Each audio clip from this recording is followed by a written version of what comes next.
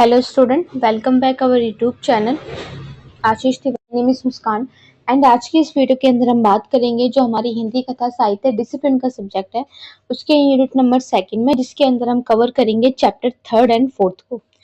Chapter 3 and 4 को, ठीक है। 4 और 3 चैप्टर को इस वीडियो के अंदर हम कवर करेंगे। यूनिट 2 में 2 चैप्टर्स है। फर्स्ट सेकंड चैप्टर्स हमने यूनिट 1 में कवर कर लिए थे। इसने वीडियो नहीं देखी है, जाकर वीडियोस देख लीजिएगा। आपके टॉपिक्स, आपके जो डाउट्स हैं वो क्लियर हो जाएंगे सारे, ठीक है। डेली अपडेट्स के लिए आप हमारा व्हाट्सएप चैनल ज्वाइन कर सकते हैं, जिसकी लिंक आपको डिस्क्रिप्शन बॉक्स में दी गई है, वहां से जाकर आप ज्वाइन कर सकते हैं। आपकी वीडियो से रिलेटेड कोई भी क्वेरीज होती है तो ये कमेंट सेक्शन में पूछ सकते हैं, या फिर इंस्टाग्राम पेज पे फॉलो करके भी आप लोग पूछ सकते हैं, आपको रिप्लाई मिल जाएगा, ठीक है। इसकी लास्ट वीडियो अगर किसी ने नहीं देखी है तो पहले जाकर वो वीडियो देख लीजिएगा। उसमें कहानी के रूप, उसके संरचनाओं के बारे में बताया गया है। देन उसके बारे में जो उसके सेकंड चैप्टर है उपन्यास के बारे में बताया गया है। अब वो हमारी फर्स्ट यूनिट थी, ये हमारी सेकंड यूनिट है, जिसके अंदर चैप्टर नंबर 3 के बारे में बात करेंगे, जो पुरस्कार के ऊपर जयशंकर प्रसाद जी ने बताई है। एंड दूसरी कहानी है, उसको हम अभी डिस्कस करेंगे। सबसे पहले हम चैप्टर नंबर 3 को कवर करेंगे, ठीक है। अगर आपके पास ये सब्जेक्ट है, आप ड्यू सोल, रेगुलर, एनसीवैब या इग्नू किसी भी यूनिवर्सिटी से बिलोंग करते हो, आप ये सब्जेक्ट पढ़ रहे हो, तो ये वीडियो आपके लिए यूजफुल रहने वाली है। ये हमारे 3rd सेमेस्टर का सब्जेक्ट है, ठीक है। सबसे पहले इसकी प्रस्तावना देख लेते हैं हम। जो हमारा चैप्टर का नाम है उसका नाम है पुरस्कार। जो पुरस्कार है वो जयशंकर प्रसाद की प्रसिद्ध कहानियों में से एक है, जिस मतलब जयशंकर जो प्रसाद जी की है उनकी प्रसिद्ध कहानियों में से एक है। ये जो कहानी है मानवीय मूल्यों के बारे में, करुणा के बारे में, नैतिकता के बारे में, इन सभी गुणों के बारे में बताती है। तो इसमें समाज के अमीर, गरीब, वंचित, शोषित वर्ग के जीवन से चित्रित जो काम कर रहे हैं उन सभी के बारे में बताया है। समाज की कुरीतियों के बारे में बताया जाता है, उनके संघर्षों के बारे में बताया जाता है। तो ये कहानी हमें यही बताती है कि जो असली पुरस्कार है वो धन या कोई पद नहीं है, बल्कि जो हमारा असली पुरस्कार होता है वो होती है मानवीय संवेदना और त्याग के बारे में, मानवता के बारे में बात की गई है और त्याग के बारे में बात की गई है। जो हमारा असली जो पुरस्कार होता है वो मानवीय संवेदना और त्याग है, ठीक है। अब जयशंकर प्रसाद जी के इंट्रोडक्शन देख लेते हैं। जयशंकर प्रसाद जी के व्यक्तित्व और कृतित्व के बारे में बताया। तो उनका जन्म कब हुआ था? 30 जनवरी 1889 में वाराणसी में हुआ था। और ये हिंदी साहित्य के छायावादी युग के स्तंभ कवि, नाट्यकार और कथाकार भी रह चुके हैं। तो इन्होंने कविताएं लिखी थी, नाटक, कहानी, उपन्यास में सभी में इनके जो लेख हैं आपको देखने के लिए मिलेंगे। इनकी कृतियां क्या है? तो काव्यों के अंदर इन्होंने बताया है कामयानी, आंसू, झरना, ये सारे इनके काव्य हैं। नाटकों में इनके स्कंदगुप्त, चंद्रगुप्त, ध्रुव स्वामिनी, ये सारे इनके नाटक हैं। कहानी संग्रह के अंदर इंद्रजाल, आंधी, प्रतिध्वनि के बारे में आपकी जो इनकी कहानी संग्रह है वो देखने को मिल सकते हैं। विशेषता इनकी रचनाओं में राष्ट्रीयता के बारे में, ऐतिहासिक चेतना के बारे में, दार्शनिक गहराई और मानवीय करुणा के प्रमुख उदाहरण इनकी विशेषताओं के अंदर देखने को मिलेंगे, इनकी रचनाओं के अंदर आपको देखने को मिलेंगे, ठीक है।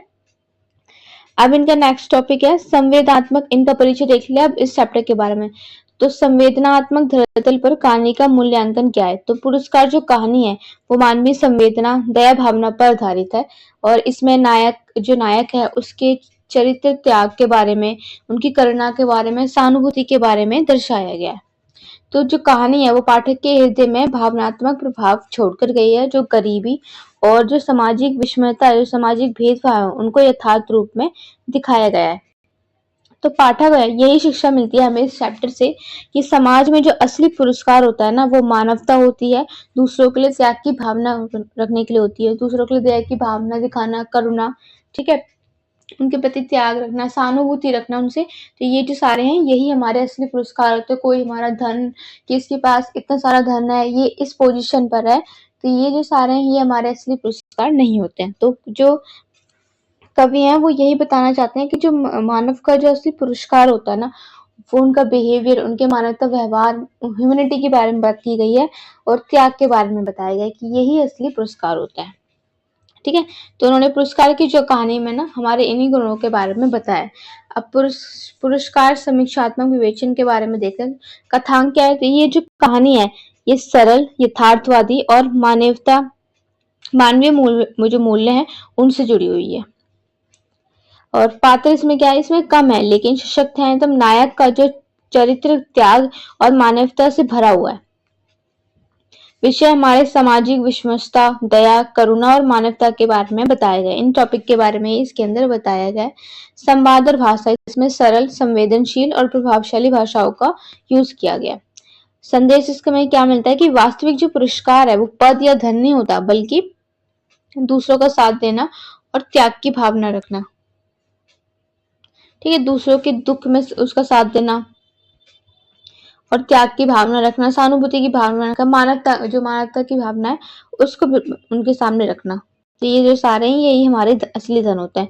आलोचनात्मक दृष्टि से हम बात करेंगे तो कहानी में आदर्शवादी तत्व बहुत अधिक होते हैं। यथार्थ और आदर्श का संतुलन मिलता है इनके अंदर, और जो मानवीय मूल्य है और नैतिकता है उनकी कहानी का एक मुख्य केंद्र बिंदु है। निष्कर्ष देखते हैं कि जो पुरस्कार है वो केवल एक कहानी नहीं थी, बल्कि एक मानवीय जीवन दर्शन का एक चित्रण के रूप में प्रस्तुत किया गया है। इसके अंदर करुणा, सहानुभूति, त्याग, इन सभी को सबसे ऊंचे स्थान पर रखा गया है। जयशंकर प्रसाद जी ने इस कहानी में समाज और मानवता का उच्च आदर्श प्रस्तुत किया इस कहानी के माध्यम से। तो यही कारण है कि ये कहानी आज भी प्रसिद्ध है और प्रेरणादायक भी है। ठीक है, तो आई होप ये जो चैप्टर है ये आपको कंप्लीटली समझ में आ गया होगा। नहीं आया तो कोई, अगर चैप्टर समझ में नहीं आया, कोई डाउट है, कोई पॉइंट आपसे क्लियर नहीं हो रहा है, तो आप एक बार ये वीडियो दोबारा देख लीजिएगा। आपका जो कॉन्सेप्ट है, जो डाउट है वो क्लियर हो जाएगा। अगर फिर भी कोई डाउट है तो कमेंट सेक्शन में आप लोग पूछ सकते हैं, आपको रिप्लाई मिल जाएगा। ठीक है, नेक्स्ट हमारा चैप्टर नंबर 4 है, उसको देख लेते हैं। तो इसमें बात की गई है हमारी यूनिट नंबर 2। ये हमने अभी 3rd चैप्टर को कवर किया था। हम बात करेंगे यूनिट नंबर 2 के 4th चैप्टर के बारे में। इस चैप्टर का नाम है ऐसी होली खेलो लाल, जो उसने लिखी है पांडे वेचन शर्मा उग्र ने। ठीक है, तो इसको हम कवर करेंगे इस वीडियो। ठीक है, हमारा 3rd चैप्टर हो गया। अब 4th को देखते हैं। तो ये जो कहानी है ये प्रसिद्ध लेखक पांडे वेचन शर्मा जिनको इनके द्वारा लिखी गई है। तो कहानी में सामाजिक विडंबनाएं हैं, पाखंड के बारे में, नैतिक जो पतन है, इन सभी के रूपों को उजागर किया गया है। तो इसमें होली जैसे जो धार्मिक सांस्कृतिक त्योहार है उसको पृष्ठभूमि बनाकर समाज की जो कुरूपता है उनको सामने लाने की कोशिश की गई है। तो कथा का उद्देश्य केवल मनोरंजन नहीं है, बल्कि समाज की जो सामाजिक जागरूकता है और जो सुधार है उसके बारे में बताया गया। लेखक का सबसे पहले हम लेखक का परिचय देखेंगे। तो जन्म इनका 1900 में मध्य प्रदेश में हुआ था। इनका उपनाम क्या है, उग्र बोलते हैं इनको। तो क्योंकि इनकी जो रचनाएं हैं उसमें तीखा और व्यंग और आक्रोश आपको देखने के लिए मिलता है, इसलिए इनको उग्र बोलते हैं।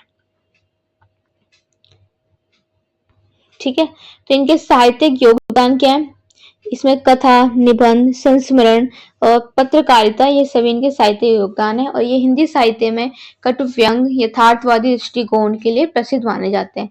इनके प्रमुख कृतियां हैं कहानी संग्रह में एक बूंद काली रात, ये इनकी कहानी है। उपन्यास में चॉकलेट अन्नदाता और संस्मरण में अपनी खबर।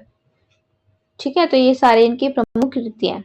विशेषता इनकी ये सामाजिक बुराइयों पर ये सीधा प्रहार करते हैं, व्यंग्यात्मक और धारदार भाषा का ये यूज करते हैं, दलित, स्त्री, शोषित वर्ग की समस्याओं पर ये ज्यादा ध्यान देते हैं। अब ऐसी होली खेलो लाल की कथा के बारे में पढ़ लेते हैं। तो ये जो कहानी का केंद्र है वो होली के पर्व के ऊपर है। समाज में जो होली के नाम पर अश्लीलता, मद्यपान, दुर्व्यवहार और अनैतिक जो कृत्य हैं उनके चित्रण के बारे में बताया गया है। ठीक है, इसमें जो लाल है, लाल नामक एक पात्र है, उसको समझाया जाता है कि ऐसी होली खेलो लाल जिसमें मानवता की रक्षा हो और समाज की भलाई भी दिखे। मतलब व्यंग के माध्यम से लेखक बताना चाहते हैं कि त्योहार का उद्देश्य आनंद, भाईचारा और प्रेम होना चाहिए, ना कि पतन। बताना चाहते हैं लेखक इसके अंदर कि त्योहार का जो मुख्य उद्देश्य होता है, आप आनंद से खेलिए, भाईचारा प्रेम के साथ होना चाहिए, ना कि मद्यपान है, दुर्व्यवहार है, अश्लीलता, इसके नाम पर। तो कथा में अंत में समाज को ये आईना दिखाते हैं कि वास्तविक जो पुरस्कार है या उत्सव है वो मानवता और नैतिकता में ही है। तो कथा शिल्प और समीक्षा, तो इनकी कथा शिल्प कथ्य क्या है इनका, तो समाज में जो बढ़ता नैतिक पतन है उसके बारे में बात की गई है। होली जैसे सांस्कृतिक पर्व का व्यंग्यात्मक चित्रण दिखाया गया है। इस पर्व का जो असली अर्थ है वो सद्भाव और मानवता है। इससे हमें यह शिक्षा मिलती है। शिल्प, तो इसके अंदर भाषा सरल, धारदार, व्यंग्यात्मक का यूज किया गया है। संवाद तीखे और चुभने वाले हैं जो सीधे पाठक को प्रभावित करते हैं। और पात्र चित्रण में व्यंग्यात्मक शैली में पात्र जीवंत दिखते हैं। शैली में व्यंग और यथार्थ का मेल आपको देखने के लिए मिलेगा। आलोचनात्मक दृष्टि से अगर देखेंगे तो कहानी का जो शिल्प है वो व्यंग प्रधान है। इसमें सामाजिक सुधार की तीव्र चेतना से झलकती हुई है और लेखक ने पर्व को प्रतीक बनाकर समाज की असलियत दिखाई है लोगों को। तो निष्कर्ष, इसमें यही बताया गया कि ऐसी होली खेलो लाल केवल एक व्यंग नहीं है, मतलब एक कहानी या फिर एक चैप्टर का नाम नहीं है, एक लाइन नहीं है। इसका मतलब है कि उस समाज को जागरूक करने वाली है ऐसी रचना है जिसके थ्रू समाज को जागरूक किया जा रहा है, कि जिसमें त्योहार के बहाने जो सामाजिक पतन है, अंदर त्योहार के बहाने जो हमारे सामाजिक विनाश है और अश्लीलता, उन पर गहरा प्रभाव किया गया है। तो लेखक का उद्देश्य, जो संदेश है कि पर्व का असली उद्देश्य होता है प्रेम, एकता और मानवता। समाज के जो त्योहार उनको सही रूप से उनकी ओर, मतलब स्वरूप से उनकी ओर लौटना चाहिए। और कहानी आज भी उतनी ही प्रसिद्ध है क्योंकि आज भी त्योहारों में दिखावा और अश्लीलता देखने को मिलती है, इसलिए। ठीक है, तो हमारा ये जो चैप्टर है ये कंप्लीट हो गया है। तो ये बेसिकली हमारे किसके ऊपर बात की गई है, तो ऐसी होली खेलो लाल में हमारे समाज को जागरूक करने के लिए बात की गई है। त्योहार के जो मद्यपान और बिहेवियर, तो इन सब चीजों को खत्म करने की बात की गई है, क्योंकि त्योहार का जो असली मकसद होता है वो प्रेम की भावना, एकता और मानवता की भावना को दिखाने के लिए। ठीक है, तो हमारे चैप्टर है ये यूनिट, जो हमारी यूनिट सेकंड है वो कंप्लीट हो चुकी है। किसी का कोई डाउट है वो पूछ सकता है। इसकी पीडीएफ आपको हमारे टेलीग्राम चैनल पे मिल जाएगी, जिसकी लिंक आपको डिस्क्रिप्शन बॉक्स में दी हुई है, वहां से जाकर आप ज्वाइन कर सकते हैं अगर किसी ने ज्वाइन नहीं किया है तो। ठीक है, तो ये हमारी फर्स्ट एंड सेकेंड यूनिट दोनों ही कवर हो गई है। नेक्स्ट वीडियो में बात करेंगे इसकी यूनिट नंबर 3 के बारे में। इसमें भी 2 चैप्टर दिए गए, चैप्टर 5 एंड चैप्टर नंबर 6। उन दोनों को हम इस वीडियो के अंदर कवर करेंगे। ओके, मिलते हैं हम हमारी नेक्स्ट वीडियो में। Thank you for watching.